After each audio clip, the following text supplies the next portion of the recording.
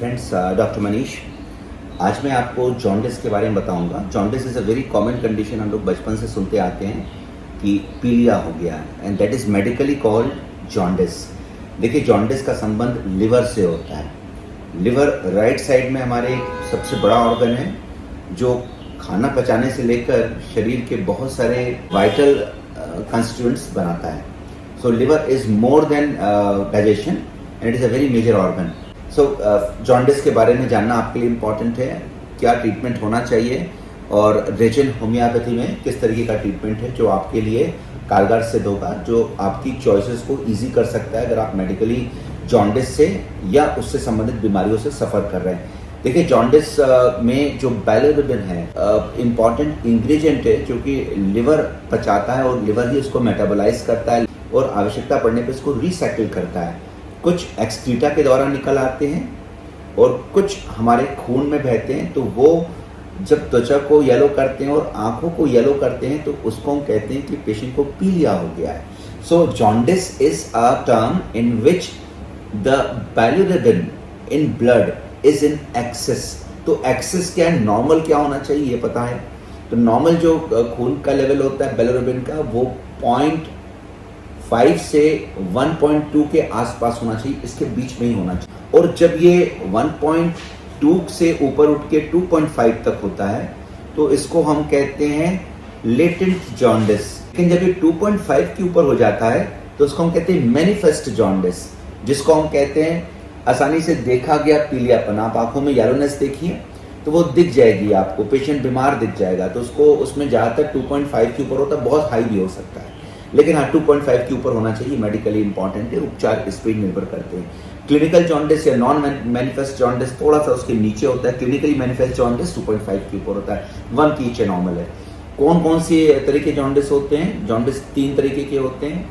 एक जॉन्डिस जो कि ऑब्स्ट्रक्शंस के बाद पैदा होता है, एक नॉन ऑब्स्ट्रक्टिव कंडीशंस में पाया जाता है। ऑब्स्ट्रक्शन मतलब रुकावट है, गॉल स्टोन हो गए पेशेंट को या लिवर के अंदर कोलेस्टेसिस है, तो उस स्थिति में पाया जाता है। उसको नॉन सर्जिकल और सर्जिकल कहते हैं। जो कि लिवर के अंदर का है तो नॉन सर्जिकल हो गया, और लिवर के बाहर किसी कारणवश कोई गॉल ब्लैडर में स्टोन आ गया, कोई ऐसी स्थिति कारण वो जॉन्डिस पैदा हो रहा है, तो उस स्थिति को हम सर्जिकल कहते हैं। तो सर्जिकली इसको रिमूव करना चाहिए। नॉन सर्जिकल में होम्योपैथिक मेडिसिन बेहतर है और उसको ट्रीटमेंट को लेना चाहिए डॉक्टर से डायग्नोज करवाकर। बहुत सी ड्रग्स जो हम नॉर्मली अपनी बीमारियों के लिए लेते हैं वो भी जॉन्डिस प्रोड्यूस कर सकती हैं, इंट्राहेपेटिक।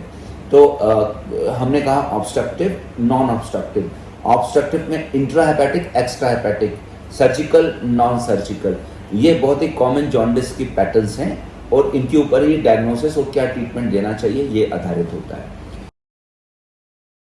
सो कभी कभी हेमोलिटिक एनीमियास मतलब ऐसी कंडीशन जिसमें कि ब्लड टूट रहा होता है और हम एनेमिक हो रहे होते हैं, उसमें भी आपके पीलापन आता है। लेकिन उसका जो पीलापन आता है उसको हम कहते हैं लेमन येलो। अगर आंखों को देखा जाए तो लेमन येलो कलर का आता है, और जिसमें बहुत गाढ़ा ऑरेंज येलो, बहुत ही सनसेट येलो जैसा कलर दिखता है आंखों में, और जीभ के टिप पे, जीभ के बेल्ट पे, हमारे ओरल कैविटी, मुंह खोलिएगा तो जीभ के नीचे का जो हिस्सा है वो भी येलो दिखाई देगा। इवन कभी कभी इन एरियाज में भी येलोनेस आता नाखूनों के आसपास भी दिखाई दे सकता है। तो इसको कैसे चेक करना चाहिए, आप घर पे कैसे चेक कर सकते हैं? नॉर्मली रोशनी में चेक करना चाहिए, तभी आपको दिखाई देगा। पेशेंट को की स्क्लेरा मतलब आंखों में जो पुतली होती है उसके ऊपर की जो व्हाइट एरियाज हैं उसको हम स्क्लेरा कहते हैं। तो पेशेंट को आप नीचे देखने बोलिए और उसके आंखों को ऊपर किसी रोशनी में चेक करिए तो आपको येलोनेस दिखाई देगी। ऑरेंज येलो ना येलो एक अलग बात है, उसके लिए फिर आपको डॉक्टर से मिलना होगा, लेकिन आप कम से कम बता पाएंगे आपको पीलिया हो गया।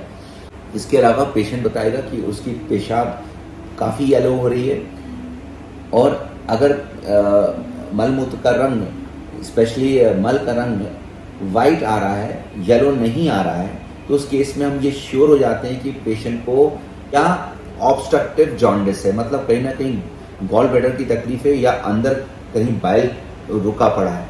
इसमें पेशाब काफ़ी येलो होती है, उसमें जो कन्वर्जन होता है पेशाब का 5 मिनट बाद पेशाब काफ़ी ऑरेंज येलो या येलो हो जाती है, और जो एक्सक्रीटा होता है वो उसका कलर हल्का हो जाता है।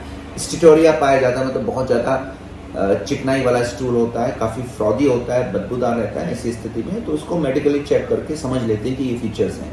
लेकिन जिसमें हेमोलिटिक एनीमिया, जिसमें अनकंजुगेटेड या जिसमें अनीमिया के अंतर्गत ब्लड वेसल्स, ब्लड टूट रहा है, उसमें जो स्टूल का कलर होता है वो काफ़ी येलो होता है। लेकिन जब भी आपको जॉन्डिस होती है तो आपको ये चेक करके और अपनी स्थिति पर डॉक्टर के पास मिलना चाहिए। स्पेशली लिवर की बीमारियों में hepatitis A, B, C, D इन सब में पाया जाता है। इवन एंट्रिक हेपेटाइटिस में ये पाया जाता है। बहुत सी बीमारियों में ये स्वतः ठीक हो जाता है, लेकिन कुछ बीमारियाँ जिसमें अल्कोहलिज्म होता है या जिसमें पेशेंट की लिवर खराब हो जाते हैं, जिसको हम सिरोसिस कहते हैं, उसमें ये लगातार बढ़ा रहता है। इसके अलावा एलएफटी भी हम पेशेंट की चेक करते हैं, दूसरी स्थितियाँ भी चेक करते हैं। तो जॉन्डिस के पेशेंट में ज़्यादातर समय के साथ धीरे धीरे करके लिवर खराब हो सकता है, लिवर सिरोटिक हो सकता है, अमोनिया लेवल्स बहुत हाई हो सकते हैं, जिसको हम कहते हैं प्री हेपेटिक कोमा, फिर हेपेटिक कोमा भी पेशेंट को हो सकती है। कुछ कैंसर्स होते हैं लिवर के, जिसको हम कहते हैं प्राइमरी हेपेटिक कार्सिनोमा, या सेकेंडरी कैंसर्स का अगर मेटास्टेसिस हुई है उसमें भी लिवर बड़ा हो सकता है, उसमें भी जॉन्डिस दिखाई दे सकती है लेटर स्टेज में। तो भाई जॉन्डिस को समझना और उसका उपचार करना आवश्यक है।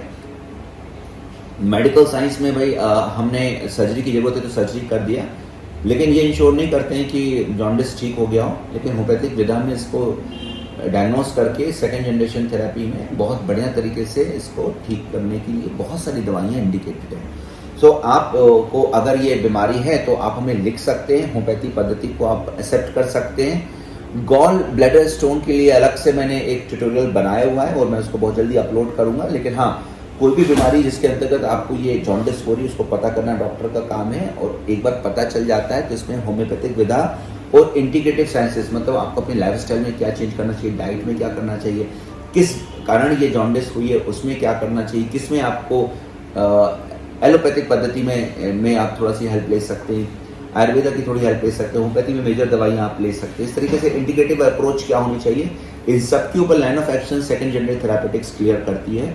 और फ्रेंड्स, अगर आपको और आपके परिवार में किसी को जॉन्डिस है और वो बहुत दिनों से ट्रीटमेंट ले रहा है या डॉक्टर ने कहा है कि ठीक नहीं हो पा रहा है, तो आप मुझे लिख सकते हैं, आप मुझसे मिल सकते हैं और हम अर्नेस्ट इस कंडीशंस का ट्रीटमेंट कर सकते हैं, देख सकते हैं कि जो सिनर्जिस्टिक होम्योपैथी है वो किस तरीके से आपकी हेल्प कर सकती है।